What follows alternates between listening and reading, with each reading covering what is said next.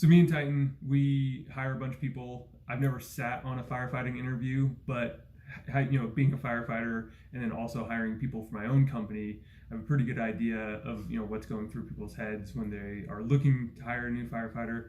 So, anyways, we're just gonna do how to ace a firefighting interview for all of those young firefighters, probies who are trying to get hired. Hopefully, this helps out. So, awesome. As with most interviews, you kind of will sit down, and oftentimes the first question is have the person ask you to tell us a little bit about yourself. So we're kind of going to dive into that a little bit. Honestly, when I ask that question, I'm looking more for kind of the general nature of the person's personality, what they like, what they don't like, some of their hobbies that they're into, and then kind of tie it in at the end of how your personality relates to the position, what you like to do as well. So kind of go from general to more specific when people are asking you that question, because it's very broad, but you can make it broad and get specific so you can kind of keep it tied into the relevancy of the interview questions. Mm-hmm. Yeah, I would say too that, like, as a general rule of thumb, when you have questions, I mean, there's tons of questions that they can ask you in a fire interview. Have stories preloaded, like, have 5 or 6 stories preloaded. And this is true for any interview, whether it's like a TV interview or right. Like a job interview, whatever it may be. Have stories that are preloaded, have what you want to say preloaded in your head. And then when they ask you a question, you can just kind of like take one of those 5 stories, apply it to whatever question they just asked. Anyways, that's a great way to not get caught off guard. Also, like, treat it like a test. Like, go through, have somebody ask you like 100 questions and just Google questions that are going to be asked, and it's going to give you a huge leg up. But yeah, so tell us about yourself. That first question, it's really a time for you that you can kind of sell yourself to. You can sell, like, hey, like, me as an interviewer, if I'm a chief, I'm going to be spending, $1.5 million on you over your career. Like, I'm purchasing a $1.5 million employee. I need to know, like, hey, are you worth the price tag? So that's your point. That's your time that you can really, like, shine, not just like that one question, but throughout the interview.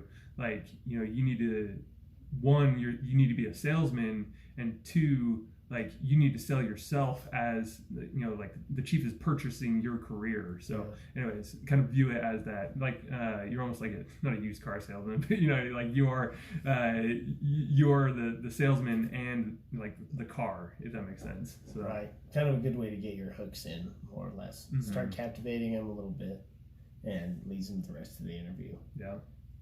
So another good question is usually, like, integrity. So in firefighting, we go into people's homes. We inevitably we have to be honest. Like, that's just part of being a firefighter. You have to be honest. And as a chief or as a captain or whoever's doing the interview, like, I need to know that I can trust you and that you are going to be honest. And this is true for most interviews. But again, having a story where it's like, hey, like, a good question for integrity is like, hey, tell me about a time that you made a mistake, and, like, how did you own up to that mistake? Right. Like, that's what I want to know. I'm asking myself, like, how did this guy, 1, did he own his mistake or did he hide it? And then 2, like, what how did he learn from that mistake? What I mean? How did he grow? Because that's another thing that they're looking for is, like, are you teachable, or are you just, like, an arrogant prick? Like, right. As long as you're teachable, how did I put it? Or I heard it put the other day that it's like, if you have somebody with a skill set that's up here and, like, another person with a skill set down here, but this person is, just boring and doesn't really love their job, but this person down here is, like, just obsessive compulsive and they're teachable, I would hire this person, because, like, you can take an obsessive compulsive person with 0 skills, and you can, I think it was actually Mr. Beast that was saying it. No, you go. But you can take tag him in this video. Yeah, we should. You can take an obsessive compulsive person and you can teach them those skills that you need from them. Anyways, so I got off on a tangent, but no, that's all right. I always go to the integrity questions, and I want somebody to answer it honestly. Like if you've ever been asked, have you ever told a lie? If somebody says nope, then I know right then and there that they're being dishonest, because we all have. I mean, let's really dive into it. And everybody's had a time where they've been uncomfortable, said something that wasn't true, they were dishonest in something, and that's okay to admit that in an interview, because that's also showing your candidness and your ability to be honest with someone and admit that you have faults, which we all do. So on an integrity scale, if there was ever a question that was asked to you, I would be sure to answer it truthfully and honestly. And it's okay to be honest and admit to something that you've done that wasn't correct in the past. And in firefighting, yeah, you're going into people's homes, you're going into it's a very vulnerable time for people. So there's lots and lots of things that you can showcase on an integrity scale for an interview like this. Mm-hmm. Yeah. So going along with that, like a time that you made a mistake, or kind of with that question, inevitably you're going to be asked, like, tell me a time, or sorry, what is your biggest weakness? Mm-hmm. Like, and then usually followed up by like, what is your biggest strength? But anyways, so when you answer that question, like, what is your biggest weakness? You want probably a story. So you want to tell them what your biggest weakness is. Just flat out tell them, hey, this is probably my biggest weakness. Yeah. And be honest. But then show a story that's like, this is how I'm overcoming it though. Like you don't want to just leave it at, oh, hey, this is my biggest weakness. That won't go over well with them. But you want to show them like, hey, this is how I'm overcoming it. I was going to add too that, like, about the integrity question and this question, it's something like, I don't know the statistic, but a very small percentage of our communication is actually verbal.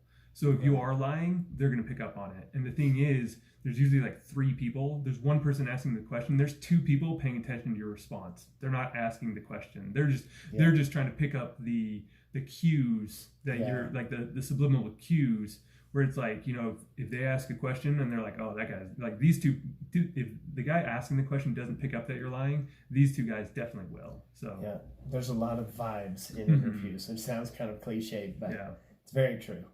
And so, yeah, being candid, being honest. There's a lot of times where you'll apply for something. I'm not 100% sure in firefighter there's a written exam or a digital exam. Yeah. And a lot of things that they'll have a metric in there about candor, if you're being honest with your speech. Because there was one time I was interviewing and hiring someone, and he scored 99% in every aspect. Every aspect he just was like perfect in. And it actually put up some big red flags for me in human resources, to where his coachability was probably really, really low because he thought so highly of himself. Mm-hmm. And that was one of those candor metrics. So they did go through and hire him. It was awful. Mm-hmm. And we ended up firing him in like 60 days. He didn't that actually makes perfect sense. Like, that's a very, very big metric and I would say even more so in firefighting. Mm-hmm. Yeah, like, I mean, being a firefighter, it just inevitably, you like type A personalities kind of gravitate to firefighting, and inevitably there's clashes there. But anyways, just team of type A's. Exactly. Yeah. Like, but like, it's okay to be a type A, but just at the same time, like, just recognize, like, you have to show off that you're teachable still. Like, you can be a type A and be super teachable. That's the difference. So, right. Another good question that this one I really enjoy it. And if I was an interviewer, I would ask it. But your captain shows up to work drunk or is drinking on the job. What do you do? So they're going to be looking for, one, that you are willing to tell the truth. You are willing to, like, call people out, which takes a lot of cojones. But at the same time, like, they want to see that you recognize that, hey, you're the probie. Like, you are the youngest guy in the crew. So you don't want to just go around and, mutiny. You need to make sure. So the way that I would answer that question is like, I would want to make sure that I know 100% that guy is actually drinking on the job, or that he is actually, like, showing up work drunk every day. because, you know, me as a chief, I recognize that as a fireable offense. So I need to trust you that I can, you know, I can count on you to like help solve that problem. That's a safety issue. So again, the way that I would answer it is just like, hey, you know, one, I would go talk to that guy, bring it up to him directly, make sure that I know for 100% that he is actually drinking on the job, because I can't just go around throwing out accusations like that, especially as a probie. You know, I can't just go around throwing out accusations. But if he is drinking on the job and there's enough evidence to support that, then you know your responsibility. that is my responsibility Yeah. to tell, because it's a safety issue and we can't compromise on safety issues. So Right. No, I think I don't have any more to add on that one. Yeah. That's great. anyways, so we'll come up on the last one, but so the very last question is always like, do you have any questions for us? So Yeah. This one's probably my favorite one. And my first response is, be sure to ask them a question. They're asking you, they want to know a little bit more about you. And my response with those is always defining and asking for expectations from the employer. If an employee or if an interviewee it asks me that, it's very impressive as the hiring manager. If they ask, what are your expectations for me in 30, 60, 90 days, like 1 year, what expectations do you expect from me? Then I can turn that around and I can talk to that person and tell them, this is kind of what we've seen bring success in the past. And then hopefully that they internalize that. But most of the time, people that ask those questions really do have an honest intent with it. They want to know what the employer has to say, because they have every desire to hit the ground running and fulfill those expectations. So, and if you don't get those responses, or somebody just replies, nope, I'm good, those are a little bit more, it's not a deal breaker, but it's definitely not as impressive to me. Yeah. If somebody asks you that question in a fire interview, just say, you know, as a probationary firefighter, like, what would success, like, what would you want me to do in order to be successful here in my first year? Like, what do you need me, what does that look like? What do you need me to do? Like, what do I have to learn in order to be successful within my first year here at this fire department? So yeah, I think that's it. Yeah, I think that's it. Thank you guys, appreciate it. Yep. And we'll talk to you next time.